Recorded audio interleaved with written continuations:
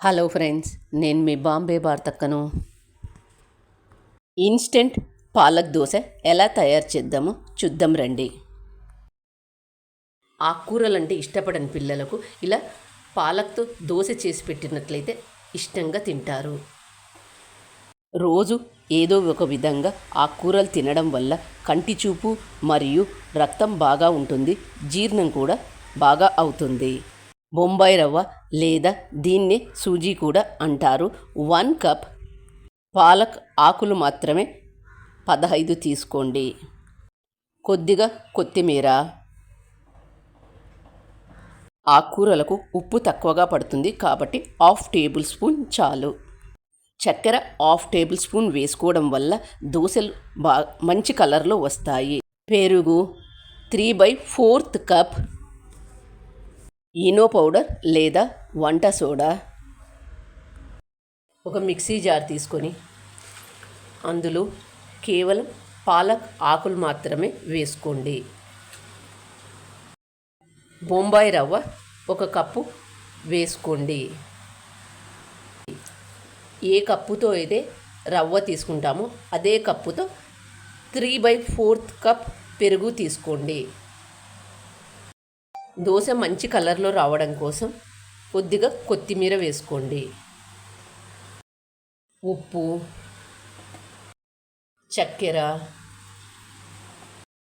1/2 cup నీళ్లు తీసుకొని వీటన్నింటిని మెత్తగా మిక్సీ చేసుకోండి. ఇలా మెత్తగా మిక్సీ చేసుకున్న దాన్ని ఒక బౌల్లోకి తీసుకుందాం. ఈనో పౌడర్ కానీ లేదా వంట సోడా కానీ 1/2 టేబుల్ స్పూన్ వేసుకోండి. దీని మీద 1 టేబుల్ స్పూన్ నీళ్లు పోసి పిండినంత కలుపుకుందాం. కలిపిన వెంటనే దోశ వేసుకోండి. గ్యాస్ ఆన్ చేసుకొని పెన్నం పెట్టుకోవాలి. ఆనియన్తో అంతా స్ప్రెడ్ చేసుకొని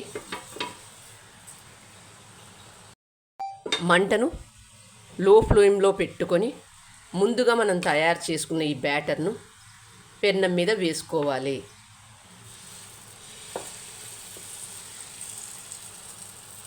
రెండు గరిటెల వరకు వేసుకోండి.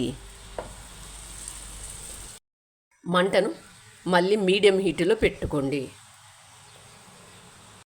చూడండి దోశ మీద ఎంత బాగా హోల్స్ వస్తున్నాయో. ఇలా హోల్స్ బాగా వచ్చినట్లయితే దోశ బాగా ఉంటుంది. ఆకుకూరలంటే ఇష్టపడని పిల్లలకు ఇలా పాలక్తో దోశ చేసి ఇచ్చినట్లయితే చాలా ఇష్టంగా తింటారు. దోశ మీద నూనె కానీ నెయ్యి కానీ వేసుకోవద్దు. చూడండి దోశ ఎంత బాగా గాలిందో. చక్కెర వేయడం వల్ల ఎంత ఎర్రగా ఎంత బాగా వచ్చిందో చూడండి దోశ. ఇష్టమైన వాళ్ళు రెండో సైడు కాల్చుకోండి. దీన్ని మరొక సైడు తిప్పి వేద్దాం.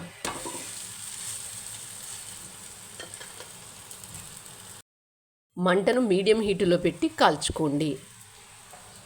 రెండో వైపు కాల్చేటప్పుడు 2 సెకండ్ల కన్నా ఎక్కువ. చూడండి దోశ ఎంత బాగా గాలిందో, ఎంత బాగా వచ్చిందో, ఎంత కలర్ఫుల్గా ఎంత బాగుందో చూడండి. మరొకటి వేసి చూపిస్తాను చూడండి. చూడండి 2 కప్పుల కన్నా ఎక్కువ తీసుకోవద్దు. చూడండి దోశ మీద ఎంత బాగా హోల్స్ వచ్చాయో. ఇలా వస్తే దోశ బాగా వచ్చినట్లు. దీన్ని ఒక సైడు మాత్రమే కాల్చుకోండి. ఇష్టమైన వాళ్ళు రెండో సైడు కూడా కాల్చుకోవచ్చు. చూడండి దోశ ఎంత బాగా వచ్చిందో. దోశ చూడండి ఎంత బాగా వచ్చిందో. కలర్ చూడండి ఎంత బాగుందో. ఈ దోశను పల్లీ పచ్చడితో కానీ లేదా కొబ్బరి పచ్చడితో కానీ సర్వ్ చేసుకొని తింటే ఎంతో బాగుంటుంది. నా ఛానల్ కొత్తగా చూసేవాళ్ళు సబ్స్క్రైబ్ చేసుకోండి. చూస్తుంటేనే నోరూరుతున్నాయి కదా. ఇంకెందుకు ఆలస్యం, మీరు కూడా తప్పక ట్రై చేయండి. మీకు ఎలా వచ్చాయో నాకు కామెంట్ చేసి చెప్పండి. పాలక్తోనే ఇంకొక రెసిపీ ఎలా తయారు చేయాలో చూద్దాం రండి. పాలక్ తంబలి ఎలా తయారు చేద్దామో చూద్దాం రండి. వేడి వేడి అన్నంలో ఇలా పాలక్ తంబలి వేసుకుని తింటే ఆ రుచే వేరు. ఆ రోజు కడుపు నిండా అన్నం తింటాము. చేసుకోవడం కూడా చాలా సింపుల్ కాబట్టి అందరూ చేసుకోండి. పాలక్ ఆకులు 15, పచ్చిమిర్చి 3, జీలకర్ర ½ టేబుల్ స్పూన్, ఉప్పు రుచికి తగినంత లేదా 1 టేబుల్ స్పూన్, మజ్జిగ 1 కప్. ఆన్ చేసుకొని ఒక బాండీ పెట్టుకొని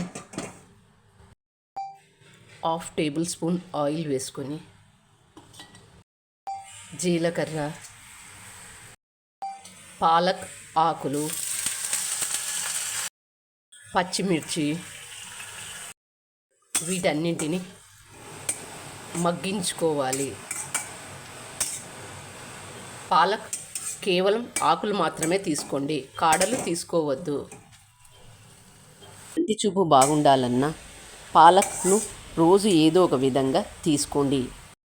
ఆ కూరలంటే ఇష్టపడని వాళ్ళకు ఇలా చేసి పెట్టినట్లయితే ఇష్టంగా తింటారు.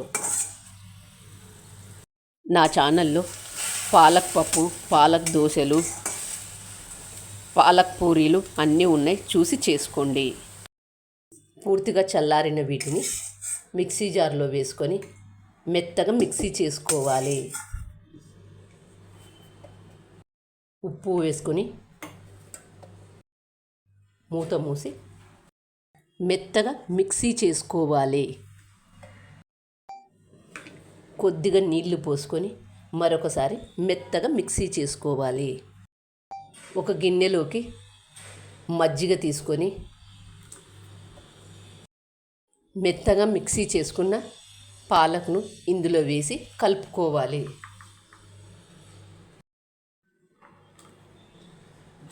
ఆ కూరల పేరు వింటేనే పారిపోయే పిల్లలకు ఇలా చేసి పెట్టినట్లయితే దీన్ని పాలక్ తంబలి అంటారు. ఇలా చేసి పెట్టండి, ఇష్టంగా తింటారు. పోపు పెట్టుకుందాం. పోపు గరిటె పెట్టి కొద్దిగా ఆయిల్ వేసి,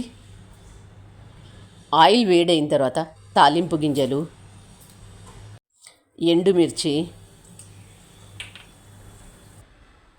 కరివేపాకు వేసుకొని దీన్నంతా కొద్దిగా వేగిన తర్వాత అందులో వేసి కలుపుకోవాలి. ఇందులో వేసుకొని కలుపుకోవాలి. చూస్తుంటేనే నోరూరుతుంది కదా. ఇంకెందుకు ఆలస్యం, మీరు కూడా తప్పక ట్రై చేయండి.